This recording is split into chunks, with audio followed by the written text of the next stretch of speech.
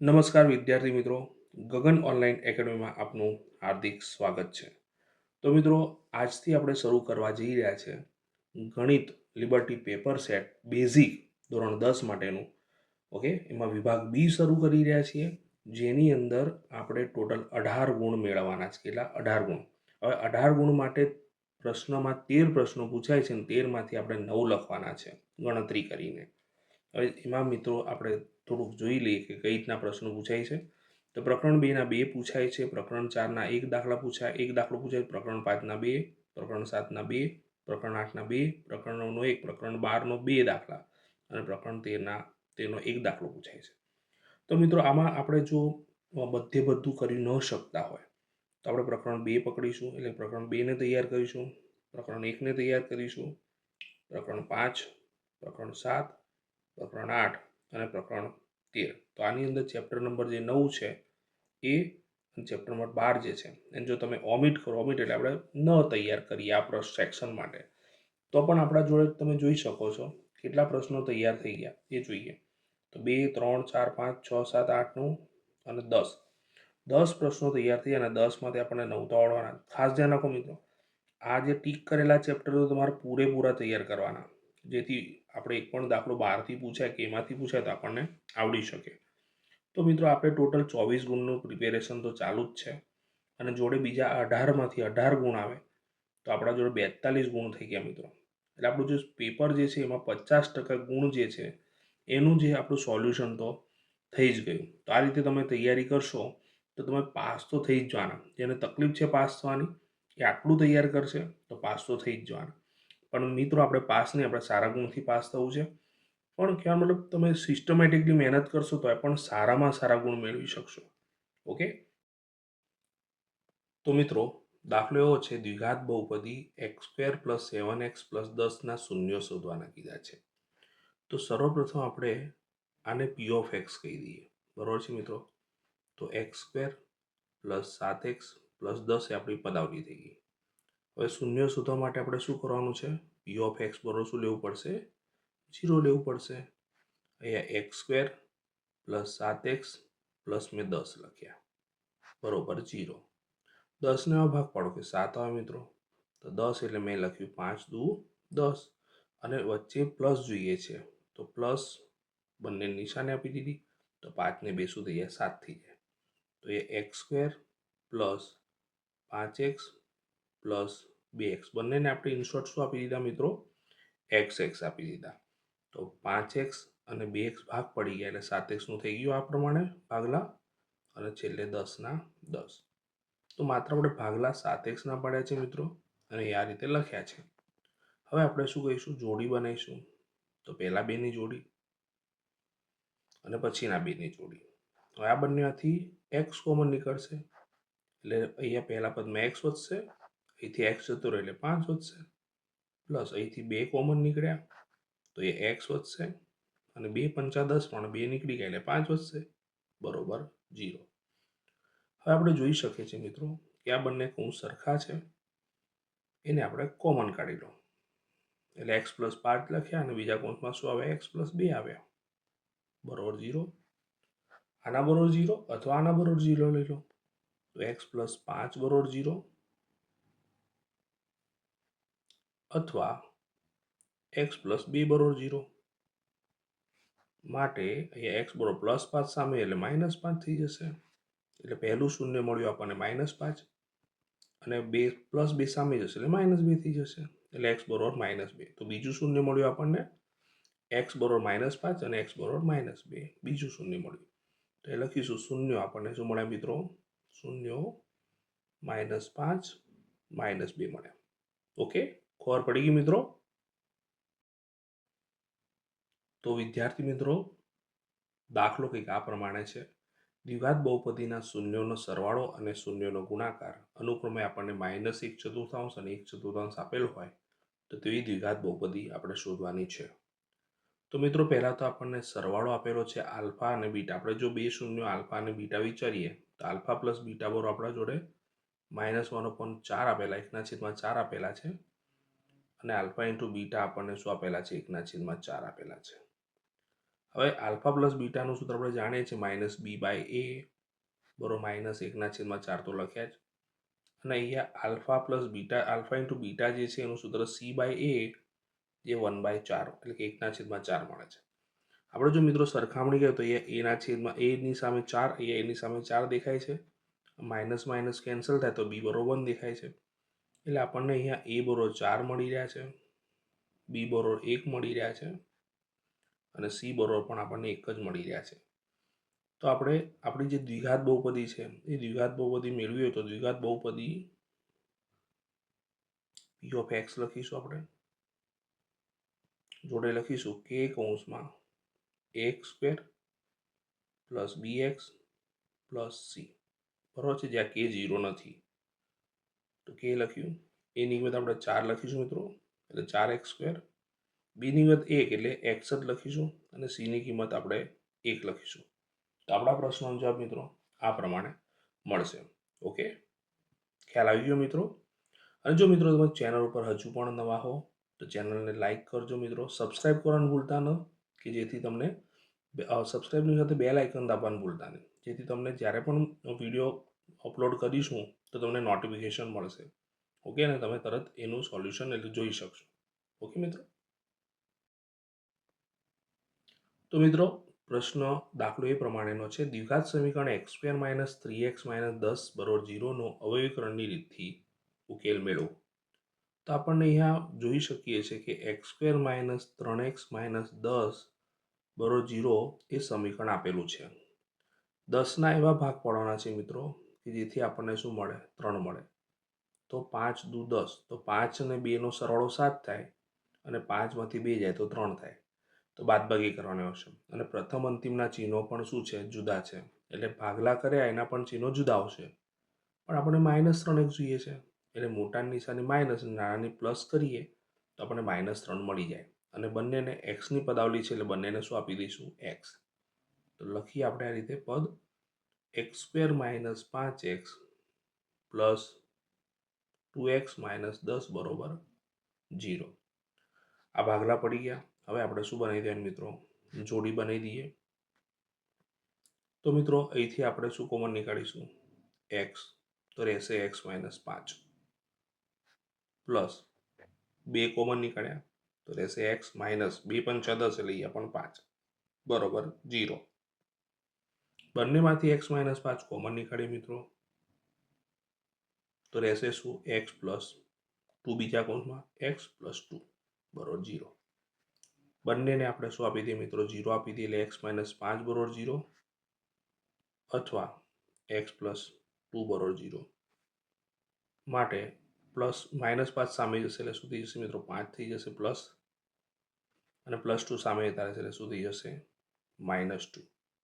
તો આપણને આ અવયવીકરણ પાડ્યા મિત્રો, અને અવયવીકરણની મદદથી આપણને બીજ મળ્યા છે. તો ઉકેલ લખો કે સમીકરણના બીજ. તો સમીકરણના બીજ, મેં સમીના બીજ શોર્ટકટમાં લખ્યું છે 5 અને આપણને શું મળે? -2. ખ્યાલ આવી ગયો મિત્રો? તો મિત્રો પ્રકરણ 5નો દાખલો છે. સમાંતર શ્રેણી 2, 7, 12 જે આપેલી છે એનું 10મું પદ આપણે શોધવાનું છે. તો જ્યારે પણ આવો દાખલો આવે એટલે પહેલાં આપણે પ્રથમ પદ a શોધીશું. તો પ્રથમ પદ a શું છે? 2 છે. સામાન્ય તફાવત d લખીએ મિત્રો, તે શું થશે? 7 - 2. તો 7માંથી 2 જશે એટલે 5. કયું પદ શોધવાનું છે? 10મું પદ, એટલે કે n બરો આપણે લખવાના છે 10. મિત્રો આપણે જાણીએ છીએ કે આપણું nમું પદ શોધવાનું સૂત્ર શું છે?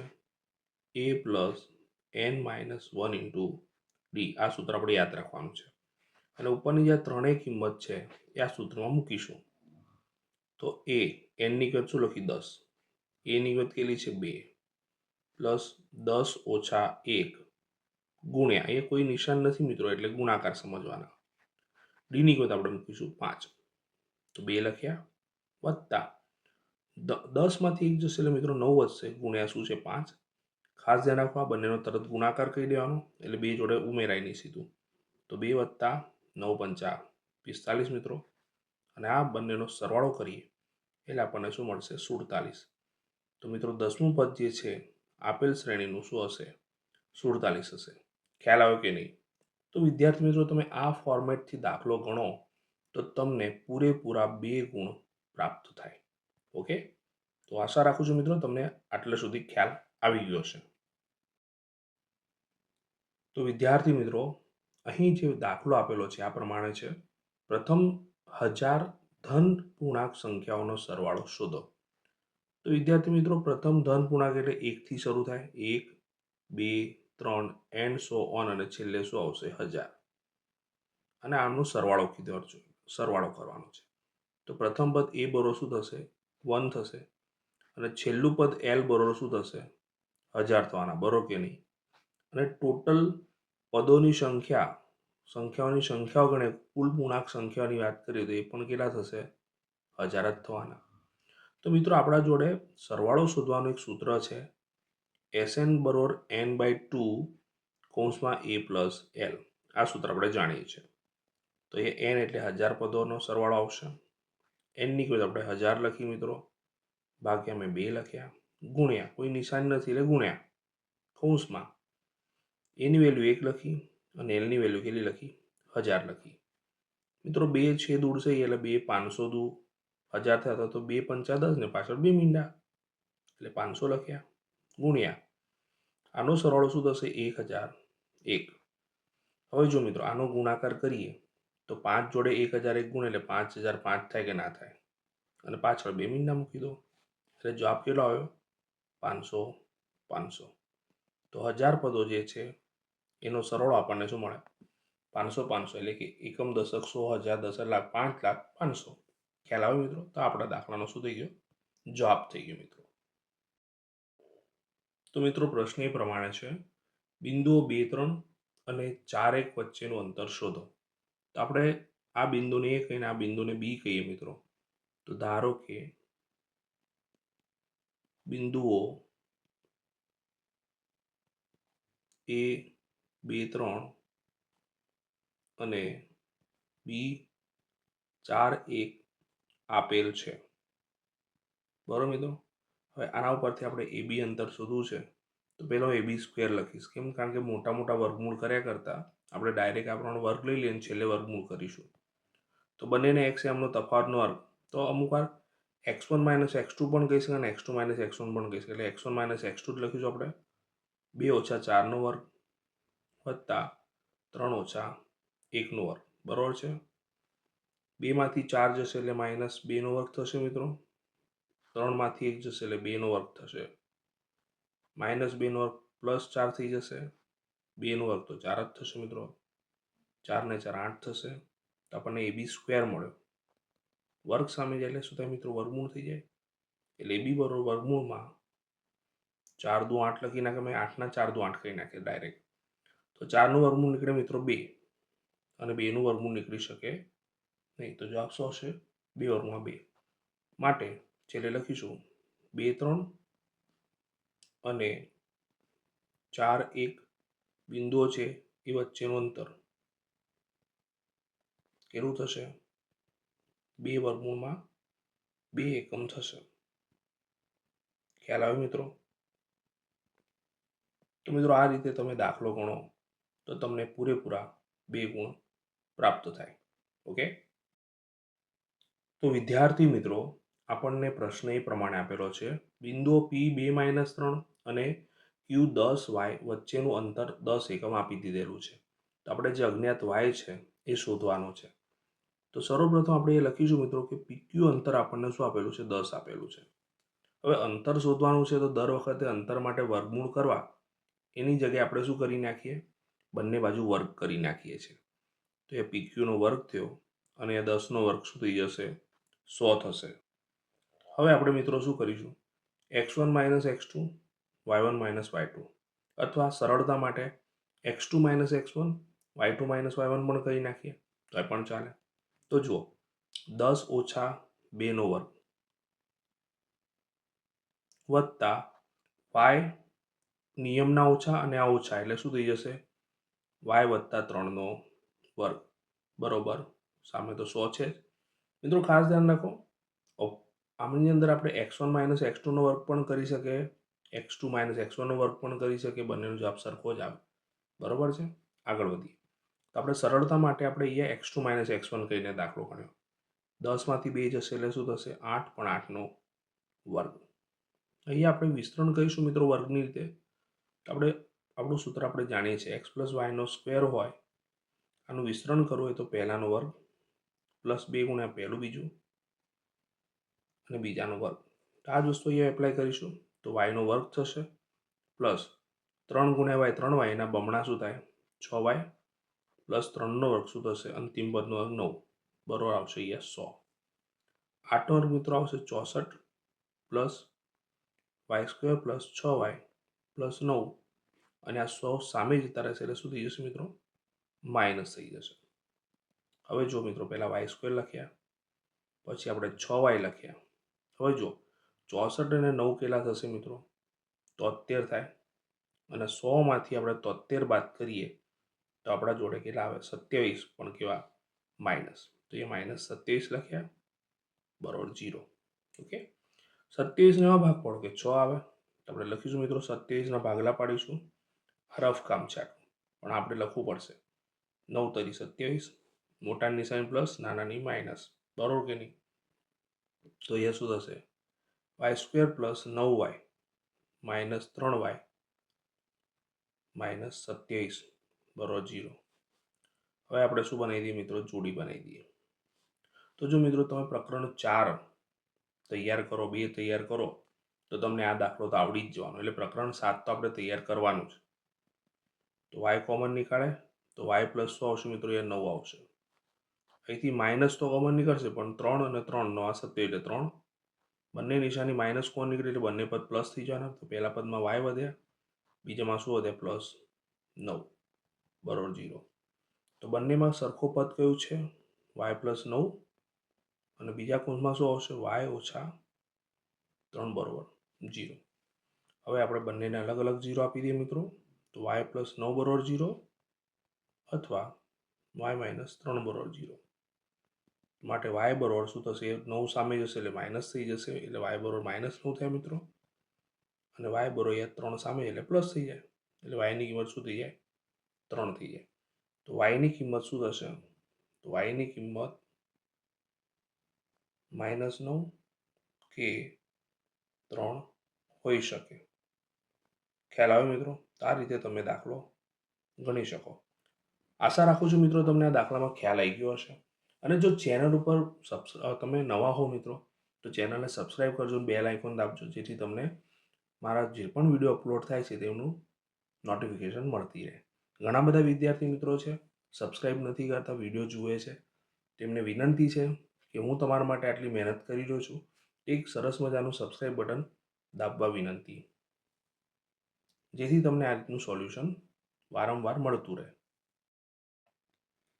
તો મિત્રો દાખલો એ પ્રમાણે છે, sin θ બરાબર 4/5 હોય તો cos θ અને tan θ ની કિંમત શોધો. તો જો મિત્રો આપણે કાટકોણ ત્રિકોણ પ્રમાણે જ આ દાખલો ગણવાનો હોય, કેમ કે ત્રિકોણમિતિનો દાખલો છે. તો એ ધ્યાન રાખીએ. sin θ જે છે એ આપણને 4/5 આપેલા. હું દાખલા તરીકે એ જે છે એને થીટા ધારી લઉં તો sin θ નું ગુજરાતી સૂત્ર આપણે જાણીએ છીએ, સામેની બાજુ છેદમાં શું થાય? કર્ણ થાય. તો સામેની બાજુ શું થશે? BC થશે, અને કર્ણ શું થશે? AC થશે, બરોબર મિત્રો? તો આપણને AB અને BC અને AC પ્રમાણે હું ધારણા કરું તો ધારો કે અહીંયા શું થશે? BC બરોબર 4K થશે. શું થશે? x પણ ધારી શકો, બરોબર? 4K, અને AC બરોબર શું થશે? 5K થાય. તો એના બરોબર આપણે આ લેતા, બરોબર છે? તો એ આપણે લખીએ કે આ થશે 4K અને થશે 5K. તો એ આપણે પાયથાગોરસ પ્રમેય વાપરીએ મિત્રો. તો પાયથાગોરસ શોર્ટકટમાં લખું છું, પરીક્ષામાં આખું લખજો.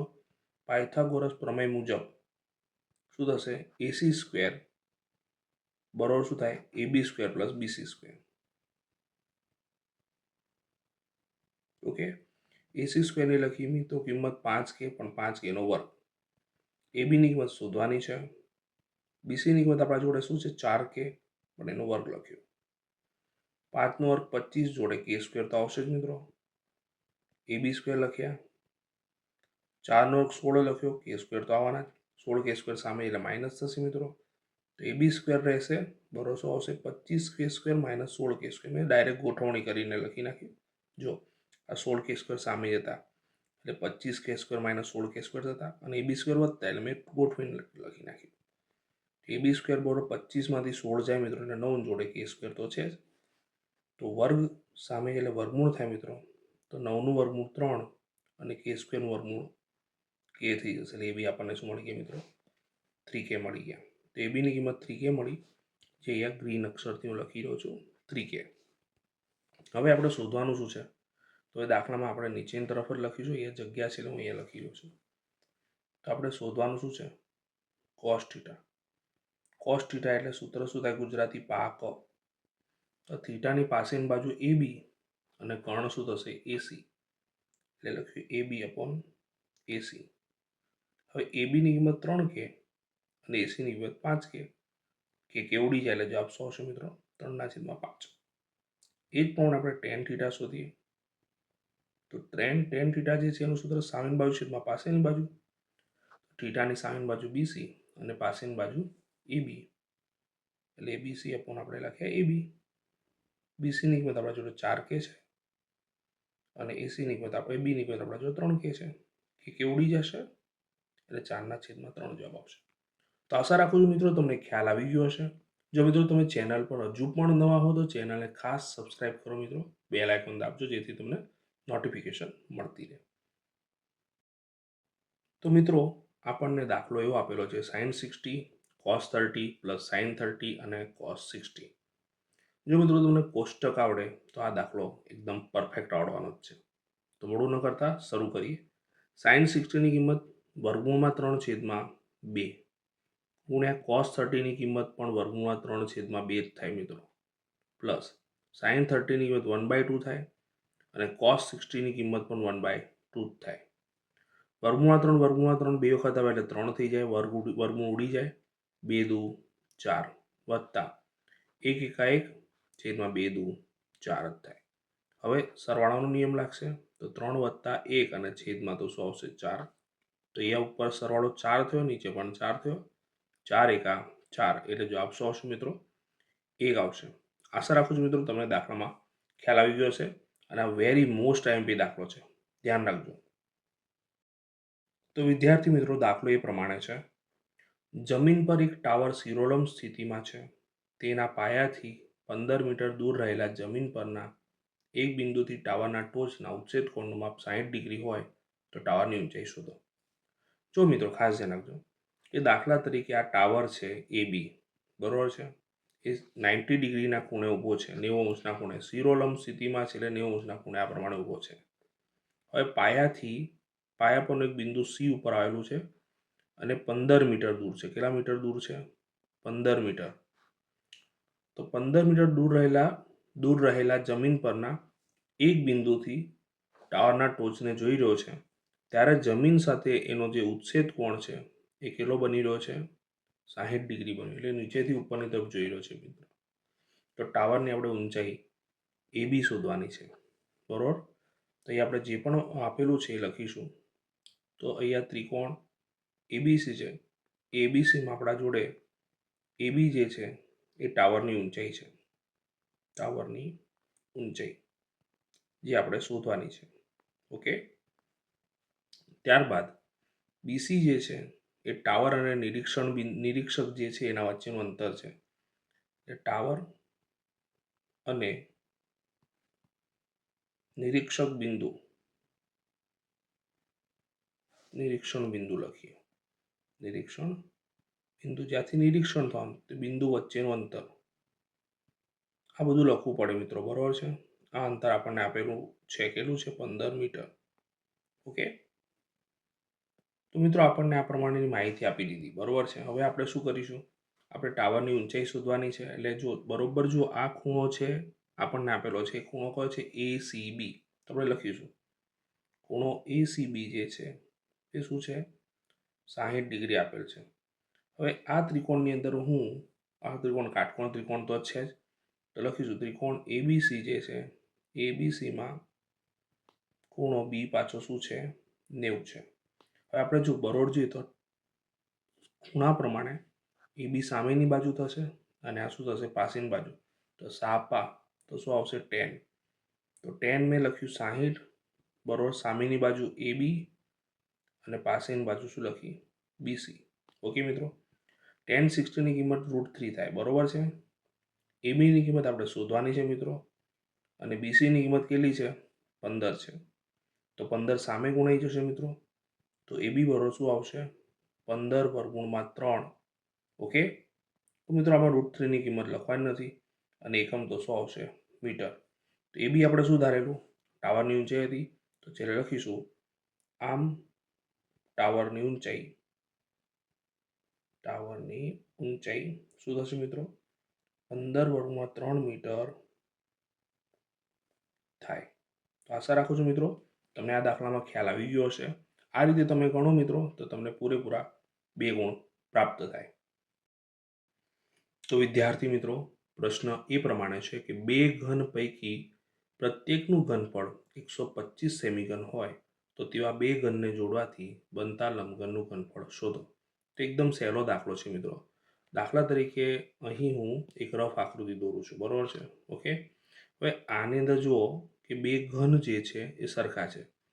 આનું ઘનફળ પણ 125 સેમી ઘન છે અને આનું પણ ઘનફળ 125 સેમી ઘન છે. બંનેના ઘનફળ સરખા છે બરોબર છે. તો મિત્રો જો ધ્યાન રાખો, ઘનફળ જે છે એ કદી બદલાય નહીં બરોબર છે.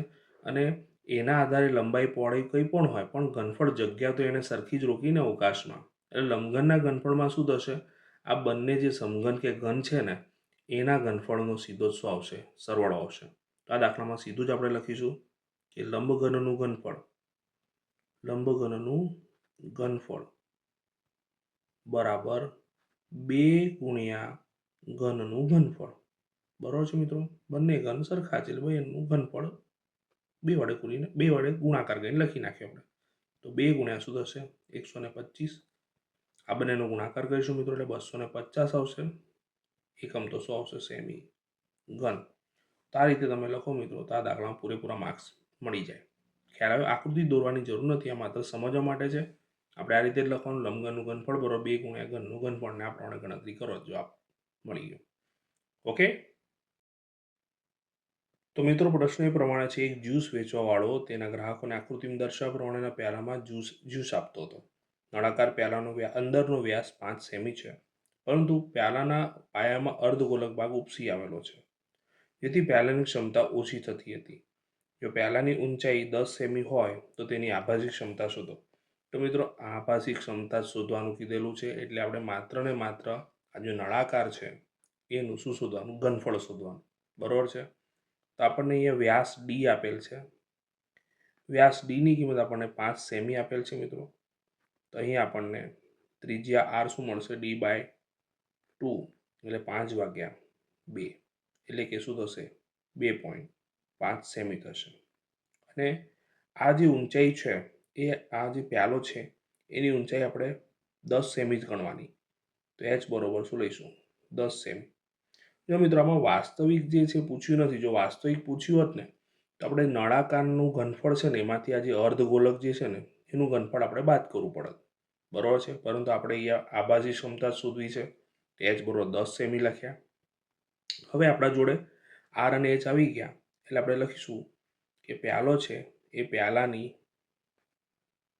આભાસી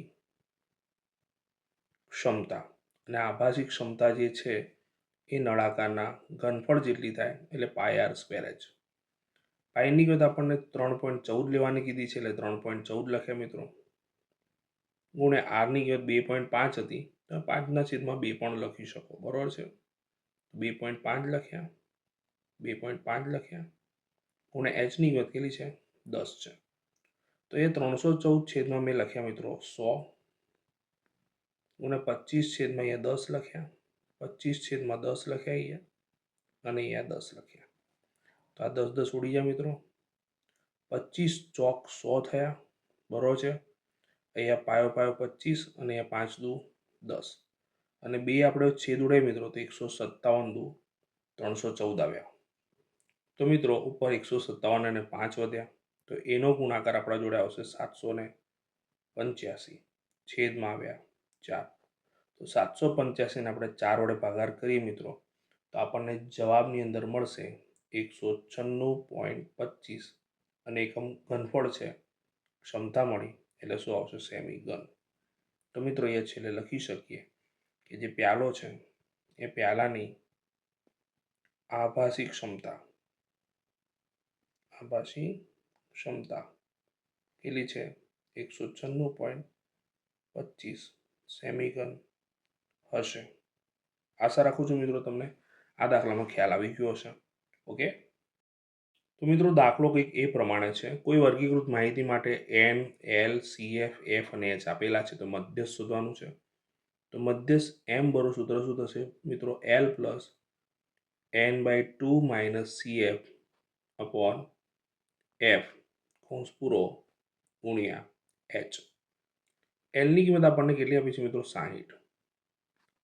એનની કિંમત 53 આપી એટલે 53/2 લખીશું માઇનસ સીએફ આપણા જોડે છે 22 છેદમાં એફ કેટલા છે 7 કૌંસ પૂરો ગુણ્યા એચની કિંમત કેટલી છે 10 છે. તો મિત્રો અહીંયા 60 તો લખ્યા જ. હવે બરોબર જોઈએ અહીંયા 2 વડે ગુણીએ તો પણ ચાલે અથવા 53 ને 2 વડે ભાગીએ તો પણ ચાલે. તો 53 ને 2 વડે ભાગીએ તો 2 દુ 4 એટલે 1 શેષ વધી 3 એટલે 2 6 12 ફરીથી 1 વધી શેષ એટલે 2 પંચા 10 એટલે 24.5 થશે માઇનસ 22 છેદમાં 7 લખ્યા કૌંસ પૂરો ગુણ્યા 10. 60 તો લખ્યા વત્તા 26.5 માંથી 22 જાય તો 0.5 તો આવવાના જ બરોબર મિત્રો. 26 માંથી 22 જાય કેટલા વધે 4 છેદમાં 7 ગુણ્યા 10 તો છે જ એ 60 લખ્યા વત્તા 4.5 એટલે 45 છેદમાં 7 ગુણ્યા 10 તો લખ્યા અને જોડે ગુણ્યા 10 તો હતા જ. આ 10 ઉડી ગયા એટલે 45 ભાગ્યા શું આવ્યા 7. તો 60 લખ્યા મિત્રો વત્તા 45 ને આપણે 7 વડે ભાગીશું તો 45 ને આપણે 7 વડે ભાગીએ તો 7 6 42 આવશે. તો શેષ કેટલી વધે 3. હવે આપણે પોઈન્ટ મૂકીને 0 લખીએ તો 7 ચોક 28 2 વધ્યા 0 લખ્યા 7 દુ 14 20 માંથી 14 જાય 6 7 ઈઠા 56. તો આ પ્રમાણે આગળ ને આગળ પ્રોસિજર ચાલતી જ રહે. એટલે આપણે અહીં શું લખીશું 60 ઓછા વત્તા 6.428 6.428 સરળો કહે તો 60 અને 6 66 થાય પાછળ 428 થાય પણ પોઈન્ટ 2 આંકડાની એક્યુરસી જોઈતી હોય તો આંકડો કટ આ કટ એટલે બતાવી રહ્યો છું તમને આને આપણે કટ કરીએ તો આગળ એક ઉમેરાય એટલે 66.43 એ આપણા મધ્યસ્થ એમનો શું થાય મિત્રો જવાબ થાય. ખ્યાલ આવી ગયો મિત્રો? તો આશા રાખું છું મિત્રો તમને બધા જે દાખલા છે એમાં ખબર પડી ગઈ હશે અને આ રીતે સરસ રીતે તમે તમારા નોટબુકમાં પ્રશ્નની સાથે જવાબ લખી નાખો, સરસ રીતે સોલ્યુશન કરો કે જેથી તમે આ જે સેક્શન છે બી જે છે એમાં સારામાં સારા ગુણ મેળવી શકો. તો ત્યાં સુધી બધાને બાય.